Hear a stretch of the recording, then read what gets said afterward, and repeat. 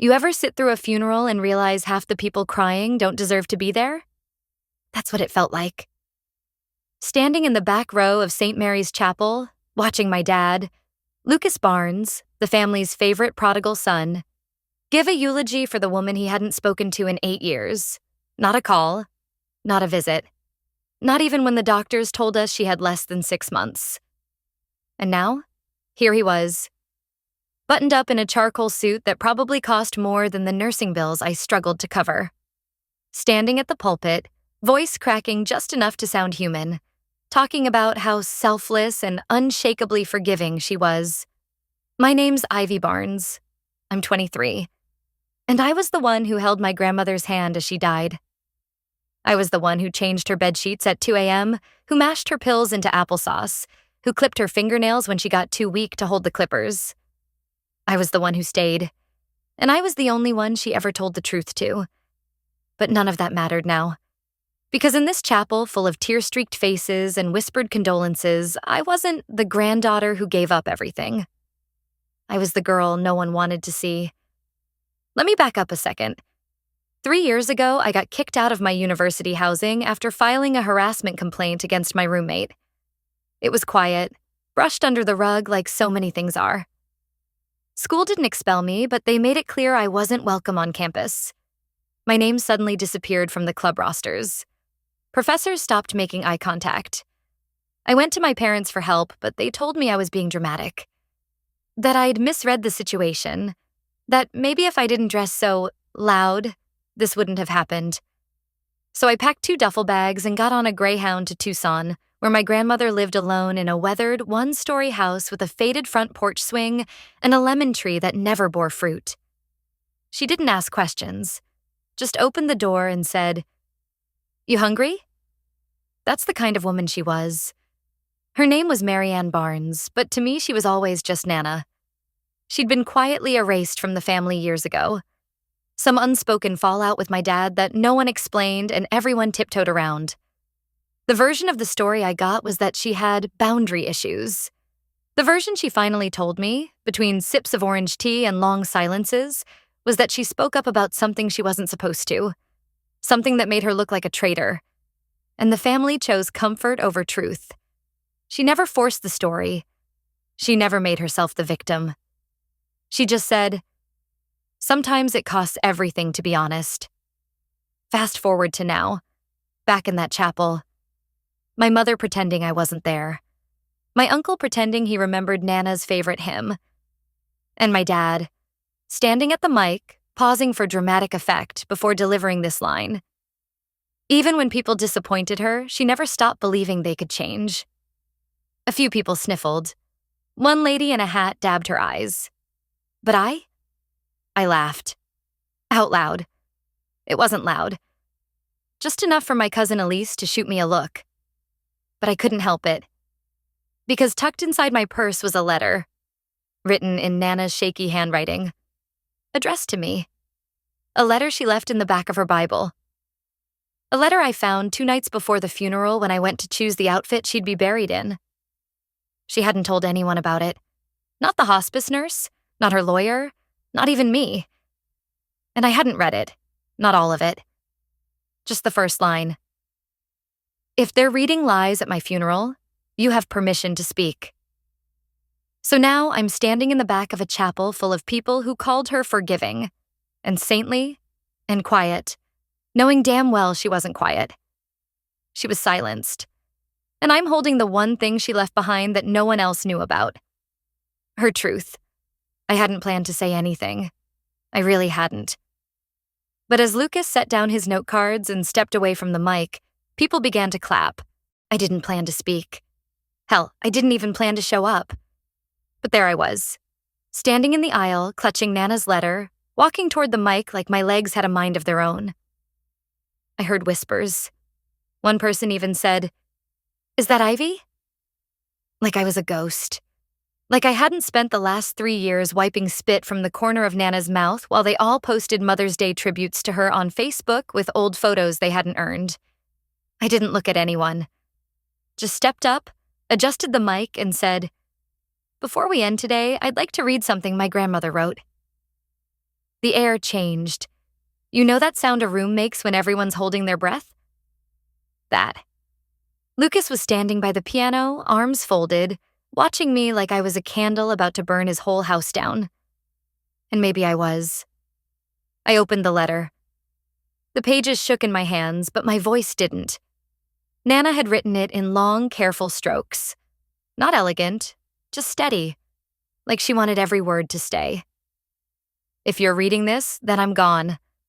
I imagine Lucas is saying something dramatic, and Diane is crying like she didn't ghost me for 6 Thanksgivings straight. You don't have to be kind, Ivy. Not here. Not anymore. There was a pause in the room. Not because of what I said, but because of what it meant. I was the only one who had permission to speak. I spent my last years with Ivy. She never asked for anything. Not praise, not money, not credit. She just showed up. Every day. Even when she was breaking inside, she kept showing up. I looked up. Lucas was no longer watching me. He was staring at the floor. And Mom? She had that tight smile she always wears when pretending to be dignified. But I saw her jaw twitch. I continued. I need this family to know something. I didn't cut ties because I was angry. I cut ties because I told the truth. Now that got attention. You could feel it. The shift. The tension. The panic behind a few eyes. Like they were trying to do the math. What truth? Whose truth? 40 years ago, I told Lucas that his father hurt someone. Not a stranger. Not a distant cousin. Someone we knew. And I begged him to say something. He didn't. He said it would ruin everything. A gasp. A real one. From the left side of the chapel. Someone whispered, "What is she talking about?" But I knew exactly what she was talking about, because Nana told me. Late one night, when the pain was bad and she thought she might not make it until morning. She didn't give names. Didn't have to. Just said, "You can't heal in a house built on secrets." I didn't read the rest of the letter. Not yet. Not with all those people sitting there pretending like they didn't hear what they just heard. So I folded it, tucked it back into my purse, and said, "That's enough for today." The room stayed silent. No one moved. Even the pastor didn't know what to do. I walked down the aisle slowly, like I'd just detonated a bomb and was waiting to see where the shrapnel would land. Outside, the air hit different. Cooler, lighter. I hadn't realized how heavy it was inside that chapel until I left. I didn't cry. Not yet. I just stood there, staring at the church doors, wondering if I'd regret it. And then the doors swung open behind me. Someone stepped out. I expected it to be my mom. Maybe my cousin Elise. But no, it was Grace. The woman Nana used to call every Sunday like clockwork. The one we weren't allowed to mention at family reunions. The woman my grandfather had mentored for 2 summers in 1974. And she looked me dead in the eye and said, "Thank you. I thought I'd go my whole life without someone saying it out loud." That's when I knew. When Grace said those words, I thought I'd go my whole life without someone saying it out loud. Something cracked inside me. Not like a glass shattering. More like an old door groaning open. Like there was something behind it waiting for air. She reached out, touched my shoulder gently and said, "Your grandmother. She was the first person who believed me." Then she walked away. No dramatics. No big hug. Just the truth, handed to me like a torch. I didn't go back inside. Didn't wait for the reception or the finger sandwiches or the awkward silences that would follow. I got in my car and drove back to Nana's house, the one everyone else pretended didn't exist until she died. It was still exactly as we'd left it. The couch with the throw blanket folded just so. The half-finished puzzle on the coffee table. Her teacup still drying by the sink. I sat at the kitchen table and stared at the letter. I hadn't read the rest. Not yet. But now I had to. If you've made it this far, Ivy, I need to tell you something I never told anyone else. Not even Grace. My fingers curled tighter around the page. Your father knew. Not just about what happened to Grace, but about what happened to me. Before Grace, before the others. He was 13. I told him in tears, and he asked me why I waited so long. He said, "That's what women do. They make things harder than they need to be." I froze. I'd spent my whole life thinking Lucas just didn't know. That maybe he was naive or misled or caught in the fog of family loyalty. But he knew. He knew what his father did. To Grace. To Nana. And maybe even to others. He knew. And he still stood in that church today, acting like Nana was some bitter old woman who died angry at the world. My stomach turned. My face went hot. Not just from the betrayal, but from the realization that I had inherited that same silence. I'd spent years thinking it was my job to protect people's comfort, to make things easier, to shrink myself in rooms where I wasn't wanted but tolerated. And Nana had done it too. For decades, but not anymore. I picked up my phone and did something I didn't think I'd ever do. I called my dad. He picked up on the second ring. "Hey," he said, voice casual, like we hadn't stood on opposite sides of a battlefield 2 hours ago. "You get home okay?" I didn't answer that. I just said, "I finished the letter." There was silence. A pause long enough to feel like a verdict. Then flatly, "Ah." That was it. Not "I'm sorry." Not "it's not true." Just, "Ah." "Is that really all you have to say?" I asked, my voice already shaking. More silence. Then, "You weren't supposed to read that part." And that was the moment. The moment my breath caught. The room spun. Because if he said you weren't supposed to read that part, then he knew exactly what was in it. All this time. All the tears. The confusion. The trying to convince myself that maybe I was wrong. Maybe I misunderstood. He, already, knew. I hung up without another word. My hands were trembling. My heart was pounding so hard I thought it might bruise my ribs from the inside. And then something unexpected happened. A notification lit up on my screen. It was a DM. From someone I hadn't spoken to in years. A girl named Lacey. We'd gone to the same church youth group when I was 12. Her message was just 6 words. I saw the video. I remember. I sat there for a long time staring at it, shaking. I hadn't thought about that day in years. That lock-in. The night I cried in the bathroom and no one asked why.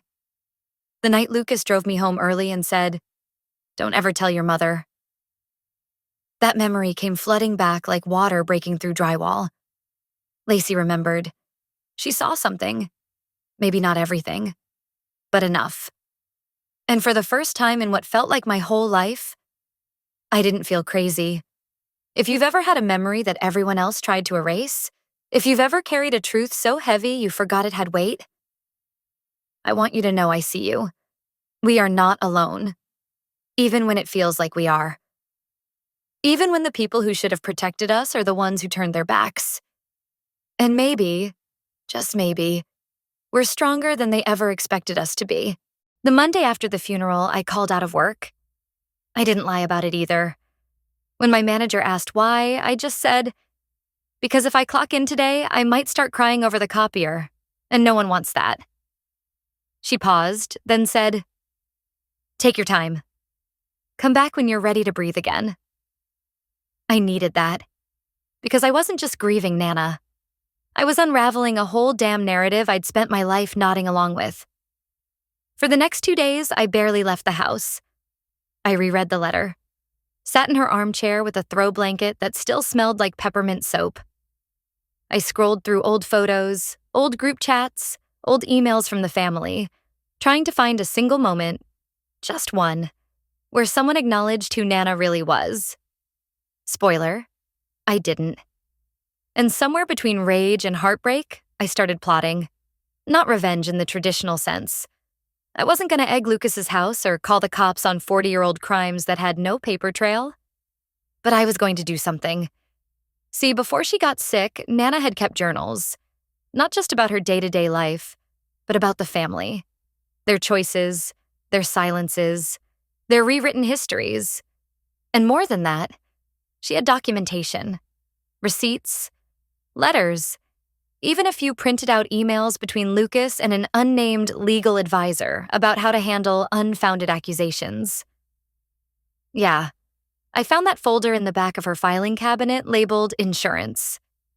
She really knew how to name things, so I made a plan. Step 1. Digitize every last page. I bought a scanner, sat for 10 hours straight feeding in paper, didn't eat, didn't shower, just scanned and sorted and cried. Step 2. Write the context. Not just, here's what happened, but why it matters. Who ignored it? Who stayed silent? Who paid the price? Step 3. Decide how loud I wanted this to be. I could have just emailed it to the family, or mailed them flash drives and waited for the fireworks. But no, that would have been too easy. Too private. So instead, I created a website. Free, simple, anonymous. Titled, The Barnes Family Archive, Unedited. Password protected, but I wasn't trying to keep it a secret. Then I sent out one email, one sentence, one link. Subject, what she didn't say at the funeral. Body, you may want to read this before your next family reunion. No sign-off. No name. By Friday night, I had 7 missed calls, 3 voicemails, 1 text from my Aunt Diane that just said, "You've gone too far." But you know who didn't call? Lucas. He didn't send a single word, not until Sunday. That's when I got the notification. Not a message, not an email, a PayPal deposit from a name I didn't recognize. Amount, $2,500. Note, for Ivy. From the truth, I stared at it for 10 whole minutes before I realized it wasn't from Lucas. It was from Grace. She must have seen the site, read the files, and decided to invest in the ripple effect. I accepted the money, used half of it to hire a lawyer to ensure everything I posted was legally airtight, used the rest to print Nana's letter and the archive into a limited-run booklet. I mailed 1 copy to every person who spoke at her funeral. No commentary, no return address, just the words she was never allowed to say. But here's the twist, the real one. A week later, I got a letter in the mail, handwritten, no return name. The handwriting was shaky, old, familiar. Inside was a single sentence. I never forgot what your father did. I'm sorry I stayed quiet. It was signed, your grandfather's sister. I'd never met her, didn't even know she was alive. She was the only other person who could have spoken out, and didn't. And now? She wanted to be heard. If you've ever been told to let sleeping dogs lie, or not dig up old drama, just know, sometimes what you're digging up isn't drama. It's truth that never got to breathe. And when one person speaks, another might finally exhale. Maybe this is your sign. The morning the story broke, I was brushing my teeth. I had no clue anything had happened. No clue someone had leaked the site to the press. No clue that within 6 hours, the Barnes Family Archive would be trending locally on Twitter. I only found out because Elise, my cousin, the only one who ever treated me like a person and not a problem, called me sobbing. "They're talking about Nana," she said. Like, really talking about her. A local journalist had picked up the website and written a piece titled, "The Woman Her Family Tried to Forget, One Granddaughter's Public Reckoning." It wasn't clickbait. It was careful, respectful, and it hit hard. They quoted parts of the letter, parts of the documents. They named no victims, but they did name choices. Lucas Barnes, a respected investment advisor and local board member, was described as a man whose silence outlived his father's sins. That line? It hit like a hammer. Suddenly, the man who used to command every room with his deep voice and pressed collar couldn't even show his face at the grocery store. Within a week, he'd resigned from the board. Within 2, 3 of his clients dropped him. And the community that once clapped politely when he stood to speak? now whispered when he entered the room. I didn't gloat, didn't smile. I just felt it. That shift, that long-awaited silence falling his way for once. What surprised me wasn't his fall. It was what came after. Messages. So many messages. Some from distant relatives, some from strangers. One was from a woman who used to live next door to my grandparents back in the 80s. She said, "I always thought Marianne looked tired in the eyes. I thought it was age. Now I think it was weight." And then came the final message that shattered me. It was an email from Grace. The subject line read, "Ready when you are." Inside was a draft, a manuscript, her story. She wanted to tell it out loud. No more initials, no more shadows. And she wanted me to help write it. I cried so hard I had to pull over on the side of the road because Nana was gone. But her voice hadn't died. It was spreading. And Lucas? He sent one final message. A typed letter. 2 paragraphs.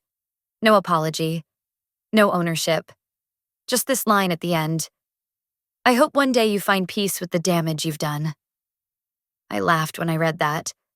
Not because it was funny, because it was exactly the kind of sentence a man writes when his version of the world is cracking. And he has no idea how to live in a new one. So I framed it, hung it in my hallway, right next to Nana's letter. A reminder that truth isn't destruction, it's renovation. We don't burn things down to hurt people. We burn things down because we refuse to live in rooms built on rot. I used to think closure meant making them understand. But now I know it's just choosing to stop bleeding for people who refuse to admit they held the knife. If you've made it this far, and some part of this sounds like your story, you're not alone. You never were. Share your truth if you're ready, or just drop a comment so someone else knows they're not crazy for remembering what others pretend never happened. And if stories like this matter to you, stick around. We've still got more doors to open.